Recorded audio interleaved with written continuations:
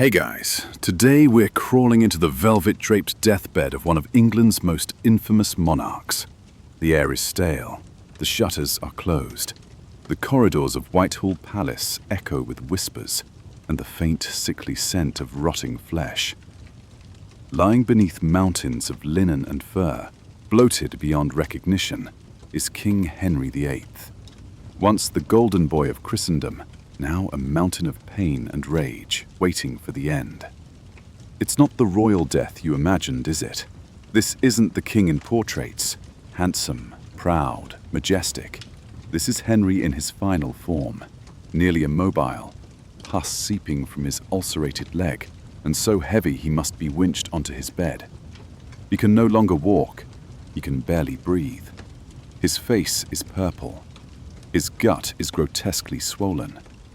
And still, somehow, he is dangerous. No one speaks of death in his presence. That would be treason. That would be suicide. Let's just say there's a reason this stuff didn't make it into school. Henry's final days weren't glorious. They were a horror show. Political decay, spiritual panic, and medical catastrophe, all wrapped in silk sheets and royal paranoia. So, before you get comfortable, take a moment to like the video and subscribe, but only if you genuinely enjoy what I do here. And while you're here, post your location and the local time in the comments. I love knowing where and when you're tuning in as we descend into the past, because what you're about to witness isn't just a death. It's the slow-motion collapse of a man who once held an entire kingdom in his palm. And now he can't even lift a goblet without help. Welcome to the final hours of Henry VIII. Henry's body had become his greatest enemy. By the time 1546 turned into 1547, the king was little more than a rotting husk of what he had once been. At his peak, he had been a warrior, towering, athletic, and charismatic. Now he was a grotesque monument to excess. He weighed over 350 pounds. He hadn't jousted in years.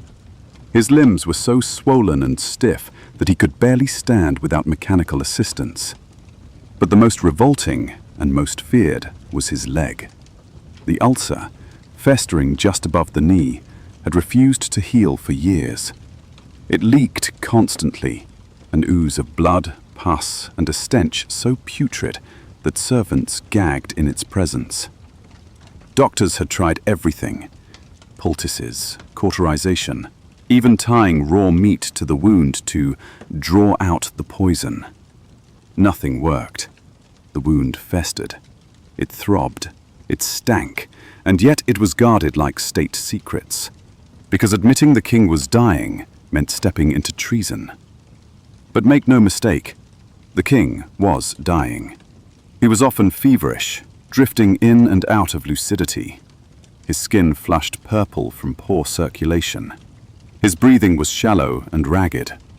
He was in constant, unbearable pain. And still, he raged. He lashed out at attendants. He shouted at ghosts only he could see. He accused physicians of conspiring against him. Every dose of medicine was a gamble. Every night was a battle with death, and he was losing. The irony wasn't lost on anyone close to him. This was the man who had broken with Rome, beheaded wives, dissolved monasteries, and built an empire on his own will. Now he couldn't control his own bladder. He ruled from a bed soaked in pain and fear, his power rotting alongside his body. And yet no one dared speak of it, because when a tyrant begins to rot, the smell isn't just physical, it's political. The closer you got to Henry's bedchamber, the quieter everything became. Courtiers who once jostled for favor now tiptoed through the velvet halls, careful not to breathe too loudly near the king's rooms. Servants kept their heads bowed and their mouths shut. Musicians no longer played. The palace, once echoing with revelry, had gone still, paralyzed by the slow, thunderous decline of its monarch. Inside, Henry's moods shifted by the hour. He might bark for roast meat and wine one moment, only to curse and throw the goblet across the room the next. Every demand had to be met with speed and precision. Any hesitation, any wrong look, could result in dismissal or worse. For those trapped in the decaying heart of his court, each moment was survival. Behind the walls, a different kind of movement stirred. Factions whispered. Advisors met in secret. Everyone knew the king was dying, but no one dared say it aloud. To speak of his death was treason. Even preparing for it could be fatal. So the great game began, securing alliances, burying rivals, and positioning oneself for whatever or whoever came next. Edward Seymour, the king's brother-in-law, worked discreetly to ensure that young Prince Edward would inherit the throne without interference. Others, like Bishop Gardiner, eyed control over religion and policy in a post-Henry world.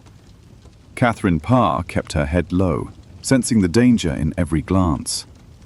Even Thomas Wriothesley, the Lord Chancellor, kept 2 sets of documents ready, one for a living king and one for a dead one. In this palace of shadows, fear did not come from the outside. It seeped from the sickbed at its center, because Henry, even dying, was unpredictable, and no one wanted to be remembered as the one who moved too soon or not fast enough. The lion might have been dying, but he still had teeth. Catherine Parr, the 6th and final queen, knew better than anyone how to navigate a dying king.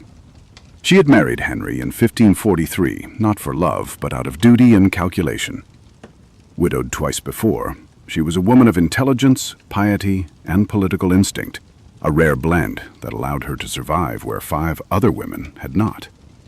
She understood that being queen meant walking a razor's edge, close enough to soothe Henry's pride, distant enough to avoid his wrath. In these final months, she became less of a wife and more of a nursemaid, counselor, and buffer. She managed his moods with practiced grace, reading scripture to him, speaking softly, and keeping the courtly factions from descending into chaos around his bed. But even she wasn't safe. A year earlier, Henry had nearly ordered her arrest over her religious leanings. Only a carefully worded apology and a full retreat from Protestant theology saved her. Now, Catherine kept her personal beliefs locked tightly away. She focused on Edward, Henry's 9-year-old heir. Catherine knew that if Henry died and she wasn't aligned with the right power brokers, she could lose everything: her titles, her safety, even her life. She cultivated alliances with the Seymours, kept a cordial distance from Catholic hardliners, and maintained the Queen's dignity even as her husband rotted in front of her. But privately, she must have feared what was coming. She watched him decline day by day, his legs turning purple, his speech slurring, his once commanding voice reduced to rasping commands. She knew he wasn't long for this world, but the terrifying truth was, as long as he breathed, everyone was still at his mercy. One misstep, and she could join Anne, Catherine, or Catherine on the executioner's block. So she played the game perfectly. Because in Henry's court, survival wasn't about loyalty. It was about timing and silence. By now, even the doctors had started lying. They had no choice. The king's body was falling apart faster than they could patch it together, and nothing in their arsenal could stop it. They drained his blood, applied mustard plasters, and whispered prayers over him. They burned herbs in his chambers to mask the stench of rot. They dosed him with concoctions of honey, vinegar, and crushed pearls. Remedies meant more to impress than to heal. But everyone could see it. The leg wound, his ancient, festering curse, was now black at the edges. Some thought it was gangrene. Others whispered about divine punishment. It oozed and cracked. Flies gathered. Servants rotated constantly to clean the sheets soaked with pus and sweat. No one lingered. The king's bowels no longer worked properly. His urine was thick and dark. He vomited blood. His breathing came in shallow gasps. At night, he drifted in and out of sleep, muttering half-formed sentences, sometimes in Latin, sometimes naming dead wives or long-gone friends. His mind wandered, but his anger stayed sharp. Even near death, he lashed out, with the fury of a man who had never been told no. And still, the physicians performed. They consulted the stars, hoping celestial alignments would reveal the right course of treatment. They bled him according to the phases of the moon. One even suggested placing raw pigeon meat on his chest to draw out the sickness. It was all futile. But to admit that the king could not be saved was to sign your own death warrant. So the rituals continued. Gold cups, holy relics, incense and oils. They wrote in their journals that His Majesty was recovering, that he was strong in spirit, that his pulse was steady. But Henry wasn't recovering. He was dying, and he was dying badly. And still, no one said the word.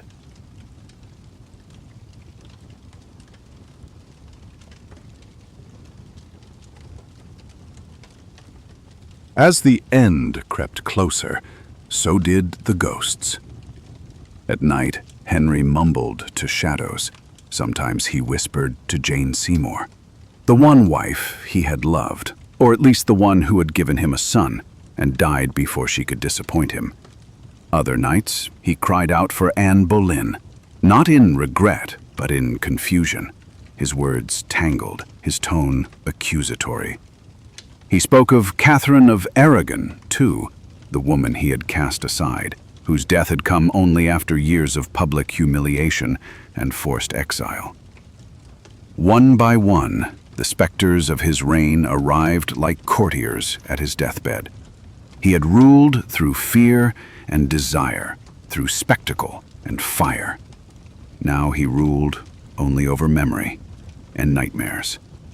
His dreams blurred the lines between past and present. He relived the execution of Thomas More. He cursed Cromwell's betrayal. He demanded another joust, then wept when he remembered he could no longer ride. At times, he believed himself still in his prime, reaching out for armor, for mistresses, for power that had long since slipped through his fingers. But the empire he built was cracking. Religious tensions smoldered just below the surface. England had broken with Rome under Henry, but the future was uncertain. Would Edward carry the Protestant torch? Would Mary drag the country back to Rome? Would Elizabeth, half Anne Boleyn and half Enigma, inherit anything at all? These questions haunted his fevered mind, even if he couldn't say them aloud. And perhaps worst of all, he feared his own son. Not the child himself. Young Edward was obedient, serious, pious. But Henry knew how quickly a child king could be controlled. He had seen it in other kingdoms, read about it in chronicles. He feared the vultures circling his boy even before his corpse had cooled. And so he tossed and cursed and prayed, trapped in a bed that had become his tomb. The ghosts stayed close. No one said the word dying, not in the corridors, not in the Privy Council, not even in prayer. It was treason, after all, high treason, to declare the king mortal before the crown passed from his hands. And yet behind locked doors and guarded whispers, the preparations had begun. The court knew what was coming. They just couldn't afford to admit it.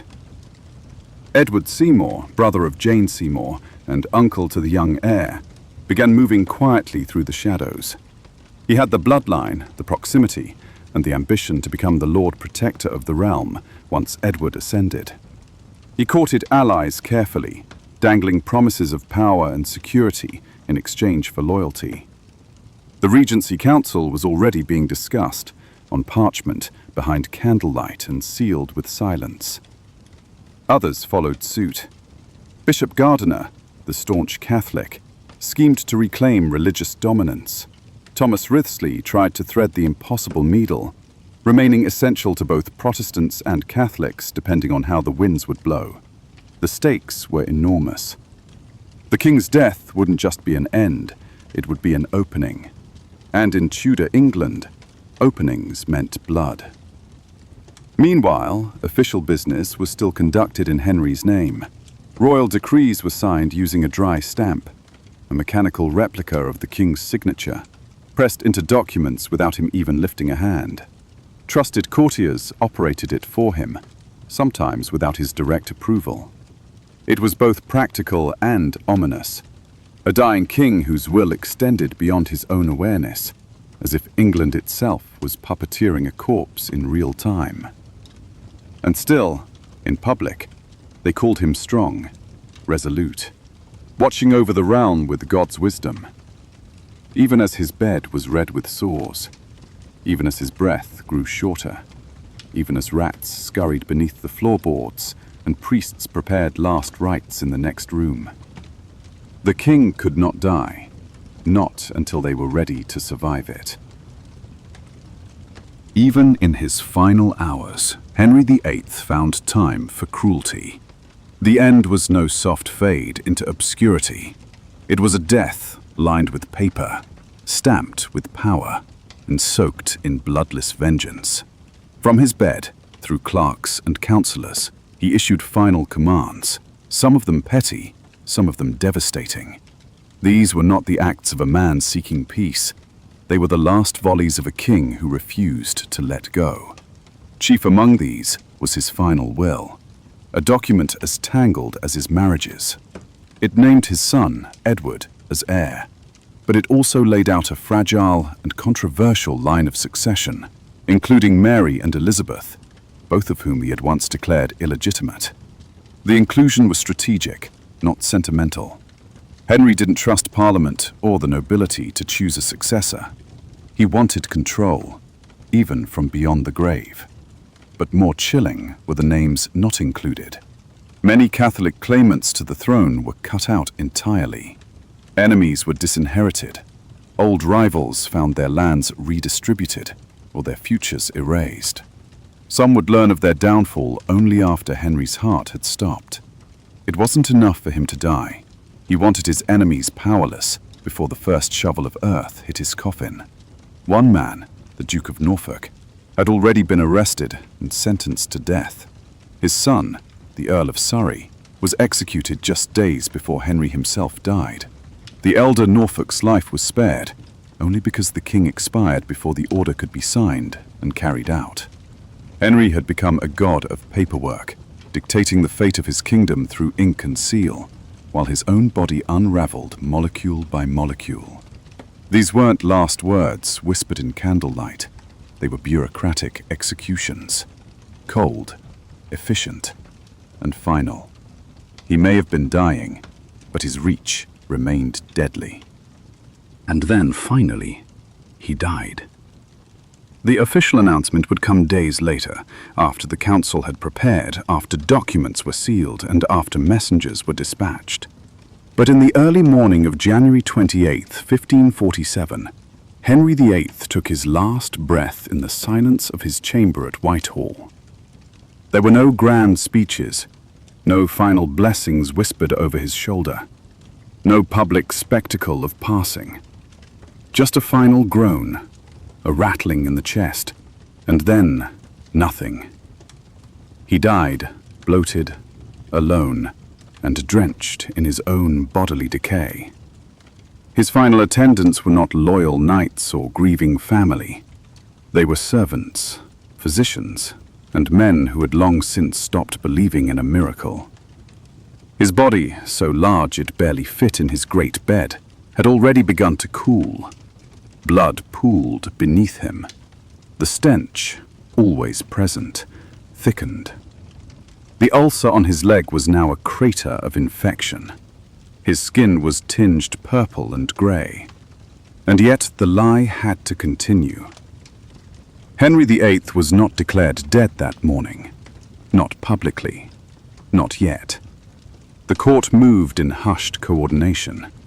His death was concealed to avoid unrest, to prevent power grabs, and to give the council time to install Edward safely. For a day or more, the kingdom bowed to a corpse. Officially, Henry still reigned, but within the walls of the palace, men whispered oaths to a new sovereign. His crown was removed, his seals taken. His death mask was cast, and the man who had ruled for nearly 4 decades, who had split Christendom, married 6 women and executed thousands, was now still, cold, silent, and finally, human again. He died without reconciliation, without repentance, without fanfare. Not the glorious death of a warrior king, not the peaceful passing of a pious ruler. He simply died, bloated with power and bursting with secrets. But if you thought Henry's reign ended with his death, you haven't met his corpse. His body, already swollen with gases from decay, was placed in a lead-lined coffin and prepared for transport to Windsor, where he would be buried beside Jane Seymour. But nothing about Henry's final journey was dignified. The grand funeral procession, designed to showcase Tudor majesty, was plagued by one brutal fact. The king's body would not behave. The rot had set in fast.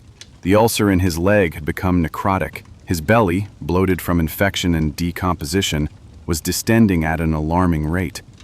The embalming, rushed and primitive, did little to slow the decay. By the time the coffin began its trip to Windsor, courtiers already knew they were escorting something monstrous. At night, the coffin rested in Sion Abbey. According to legend, a pool of black liquid leaked from the casket and onto the stone floor beneath. Dogs were seen lapping at the blood-like ooze, a grim echo of a prophecy once spoken during Henry's reign. The king shall lie, and dogs shall lick his blood. Whether true or exaggerated, the story stuck. It felt right, fitting. The king who had once rewritten the laws of heaven was now spilling into the earth. His funeral was massive. Hundreds marched, nobles wept, trumpets blared, but the grandeur couldn't disguise the grotesque. The very weight of the coffin strained the bearers. The smell lingered, and beneath every black veil was a face quietly relieved. Because while the body was finally buried, the fear remained. Henry had ruled with a terrifying blend of charm, brilliance, and brutality. Now his physical remains were a symbol of that legacy, bloated, leaking, unstoppable even in death. He wasn't just a man who shaped England. He was a man whose decay became part of its myth. So now that we've walked beside the coffin, smelled the rot, and witnessed the fall of a titan, let's take a breath. Henry VIII was never going to go quietly. He was too large, physically, politically, spiritually. His body was a metaphor for his reign, swollen with power, riddled with contradictions, and decaying from within. He left behind an England divided by faith, nervous about its future, and quietly relieved to be free of his suffocating shadow. But the damage didn't die with him. His reformation had torn the country's soul in two. His paranoid purges had created a culture of silence and fear.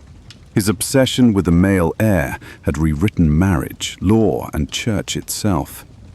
And yet, as grotesque as his end was, you can't deny that Henry shaped the very idea of what it meant to be a monarch in modern Europe.